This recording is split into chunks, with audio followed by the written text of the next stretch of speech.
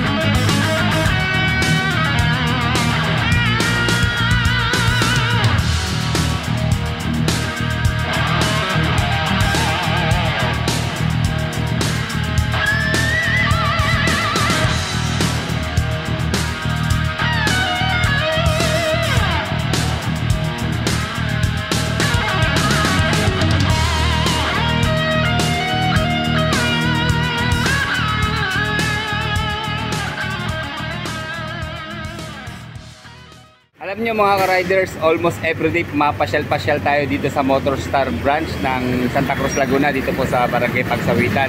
Inaabangan po natin yung kanilang Motorstar ATV na 175, pero malas wala pa rin po hanggang ngayon So siguro para hindi masayang po yung oras nyo sa panonood sa atin, pasadahan natin yung kanilang mga available na units ngayong November 14. Okay, dito po sa left side natin yung kanilang mga pan-tricycle na Motorstar 125. Okay, iba't ibang kulay po, black, blue, saka red.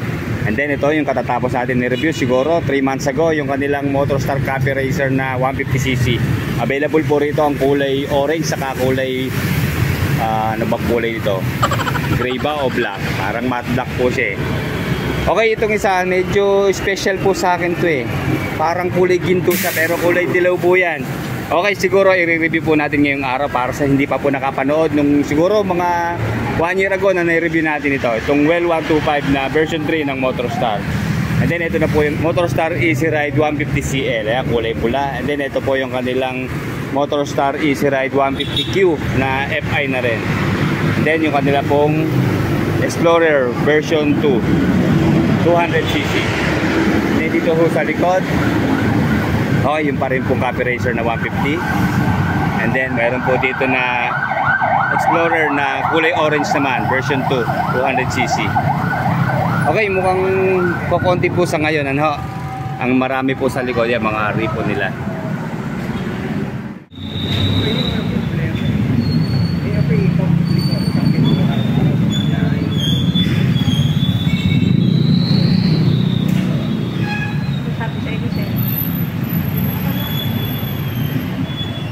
Pero alam nyo mga riders, napapaisip pa rin ako, parang gusto kong bumalik sa low maintenance na motorsiklo kagaya nga mo nitong 4-speed na semi-automatic.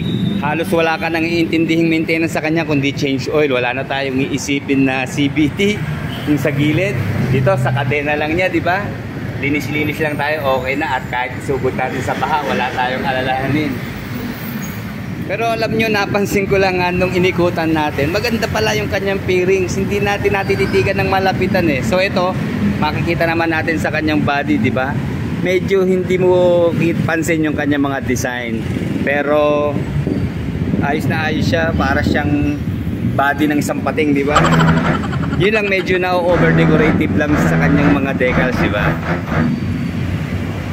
Although yung kulay naman na ginamit niya ay ito, gold yellow yung kanyang main color. And then sa decals niya, black and white lang ang ginamit. Okay, ayan, may nakalagay po dito na isang specs niya na 4-stroke. And then yung kanya pong brand na Motorstar. And then sa model po niya na Well 125 version 3. Nga pala mga riders, meron pa ho itong tatlong available na kulay. Kung naalala ko nung unang ni-review natin, meron po siyang red, blue at saka orange. Okay, sa suggested retail price po niya na 52,000 pesos, hindi na rin tayo talo kasi kahit papano po naman sa kanyang specifications, lalo na sa kanyang mga lighting system, okay, although halogen bulb pa rin po ang kanyang headlight, pero pagdating po sa kanyang turn signals, meron din naman siyang DRL na LED. Okay, pure LED po sa lahat ng kanyang turning signals. Okay, check natin sa taillights ha. Okay, sa taillights and stoplight, turning signals, ayan, all LED po ang ginamit. And then kahit pure analog po ang kanyang panel, okay din naman ang design, di ba? Para na rin siya naka-digital dahil sa Technicolor na ginamit. And then very organized yung pwestuhan ng kanyang mga indicators. Nandito po yung kanyang gasoline indicator, speedometer, odometer sa gitna, and then yung kanya pong high beam, low beam sign, neutral sign, and then turning signal sa magkabila. And then ang maganda ho rito, kumpleto siya. Nandito ho yung kanyang gear indicator, ayan yung 1, 2, 3, and 4. And then astig din naman pagdating sa mga switches and button, di ba, kakaiba yung kanyang design. Okay, dito po yung kanyang high beam, low beam sign, meron siyang parang stopper dito sa gitna, di ba, para hindi nga naman ma-over na pindot yung ating mga button, hindi masira. And then dito po sa baba, yung kanya pong turning signals, and then horn, and then meron po siyang choke syempre dahil semi-automatic po ang motorsiklo na to. Yun lang mga riders ha, comment down below, para ngayon lang ako naka-encounter ng ganito ha. Dalawa yung kanyang switch ng high beam, low beam sign. And then dito po sa baba, yung kanyang switch po ng headlight, DRL, and then switch off, at saka electric starter push button. And then wala po siyang charging port mga riders. Okay, sa kanya naman pong ignition system, ayan, manual key po ang gamit. And then meron din po siyang shutter key lock. Dito sa front view, nandito yung emblem ng Motorstar. And then dito yung kanyang model name na Well 125 version 3. Then malaki po yung kanyang fender. Although payat lang po siya, pero mahaba po yung kanyang fender. No problem na matatalsikan ng putik yung ating engine. Okay, sa front tire meron po siyang sukat na 2.50 by 17, and then tube type pa rin po siya. And then one-shing tire po ang ginamit. And then panalo rin po pagdating sa kanyang braking system. Ang laki po ng kanyang front disc dito, naka single disc na meron pong dual piston caliper, and then telescopic fork na front suspension. And then 2.75 by 70 naman po ang size ng gulong dito sa rear. Naka-aluminum na mag wheels po ang ginamit sa kanyang mga wheels. Sa kanyang rear brake, naka-drum po. And then dual shock na po sa kanyang rear suspension. Okay, dito panalo naman sa kanyang exhaust muffler. Ganda ho ng kanyang stock na muffler, di ba? Ang haba. And then protected siya ng head guard dito sa tip. Meron siyang mga Allen bolt na stainless. And then gumamit po na metal na head guard dito sa kanyang muffler. And then ano po siya, naka stainless na. Okay, ang maintenance lang naman po nitong dekadena, alagaan lang natin sa linis. Siyempre, lalagyan po yan ng langis. Then kapag gantong maluwag, lagyan lang natin ng chain roller o yung chain support para hindi siya nakalawlaw at maiwasan na kumalas ang kadena. And then meron din naman siyang chain guard. Ayan, flexible plastic po ang ginamit. Okay, bali rotary po ang kanyang gear shift pattern. Then stainless po ang ginamit sa kanyang gear pedal. Medyo marumi lang po, malikabok. And then naka-rubber naman po yung kanyang mga foot peg hanggang dito sa ating angkas. Ayan, rubber siya pero bakal po yung tungtungan niya. Okay, dito naman po sa kanyang upuan, sigurado magiging komportable tayo dahil ang ganda po ng kanyang tabas, so ang lalim. Saka isa pa, malambot yung kanyang foam. Medyo makapal po yung kanyang seat cover. And then mapapagkamalan mong leather yung kanyang seat cover, pero hindi po siya leather mga riders. Okay, dito yung kanya pong brand na Motorstar. Meron po siyang stitch dito sa back rider seat. Okay, dito naman po sa kanyang U-box. Maliit lang po siya mga riders, dahil dito na rin po nakalagay yung kanyang battery. Pero malalim naman po yung kanyang box para makapaglagay pa rin po tayo ng mga ilang gamit natin. Okay, meron po siyang 4.5 liters na fuel tank capacity. And then sa fuel consumption po niya, dahil siya po ay carburetor type pa rin, nasa 40 to 45 kilometers per 1 liter. And then kaya po niya ang 100 kilometers per hour na top speed.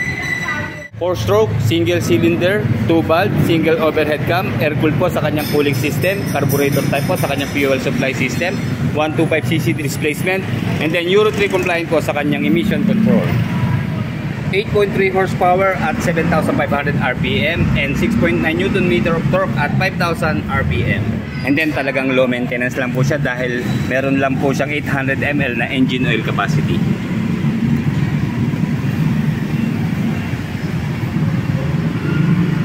Okay, nandito siyempre yung kanyang kickstart na sana ginawa ng stainless, di ba? Matte black lang po ang kanyang kulay. Hindi ho siya mabigat dahil nasa 106 kilos lang po ang kanyang dry weight. And then mataas po ang kanyang ground clearance. Tamang-tama nga yung tag-ulan, pwedeng isabak sa baha. Nasa 150 mm po ang kanyang ground clearance. Sa mga kinapos sa height, okay lang din dahil meron lamang po siyang 670 mm na seat height. So mababa po ito. So ano pa iniintay natin? Siyempre, sakyan na natin. Yun lang mga ka-riders, ingat-ingat tayo dito sa kanyang grab bar. Para siyang may sungay dito na matulis, di ba? So pag angat ng paa, baka dito tumusok, masakit. Kaya medyo titignan nyo po. Oops. Ayan. O, kita nyo, ang baba lang po talaga nyo. Sana ganito lahat. Sana all. Yung gantong mga 4-speed kasi kadalasan matataas po ang seat height yun eh. Pero dito, ito, napaka-komportable eh. Kahit siguro mga 5'4" to 5'5", abot na abot ito. Ayan o, diba? Tayo tayo. Tapos po. Kaya komportable po. Hindi tayo nakasubsob dito. Dahil mababa lang po talaga siya. And then maganda yung posisyon ng kanyang manibela at saka panel. May pagka-upright siya. So hindi tayo yuyuko ng masyadong mababa. Halos pwede tayong sumulyap lang dahil level lang halos sa view ng ating front itong kanyang panel. Isa pa, maganda sa kanya. Layo sa ating hita. May bar end siya pero hindi man umabot sa ating hita. Mga 2 inches po ang distansya. Kaya magiging komportable po tayo dito. Medyo mahaba po yung kanyang manibela, medyo pagka-width. Kaya medyo tansya-tansyahan lang sa tayo po ay sisingit. Okay, check natin yung kanyang front brake muna na single disc. Ba, maganda po ang kapit nito. Half press lang mga riders. Kagat na kagat siya. Naka-tiles pa po ang sahig natin pero hindi ko tayo dumudulas. Maganda yung kagat niya.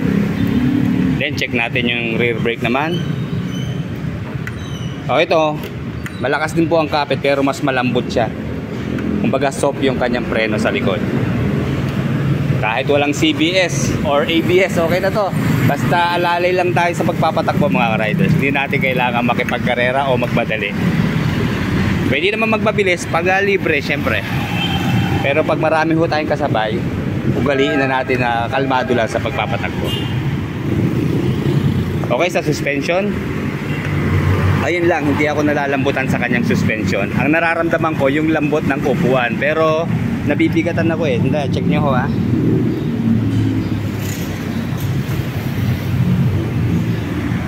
Nagre-response naman po siya pero hindi kasing lambot yung mga naunang na-review natin na talagang sumasama yung body, di ba? Heto na ang Motorstar, pangmasang motorsiklo. Maayos na serbisyo, kilala sa lugar nyo. Asahan ang performance, asahan ang kalidad. Handa itong maglingkod sa wala pang motorsiklo. Punta na sa Motorstar, malapit sa lugar nyo. Magagandang motorsiklo, kilala sa lugar nyo. Asahan ang performance, asahan ang quality. Handa itong maglingkod sa wala pang motor. Eto na ang Motorstar.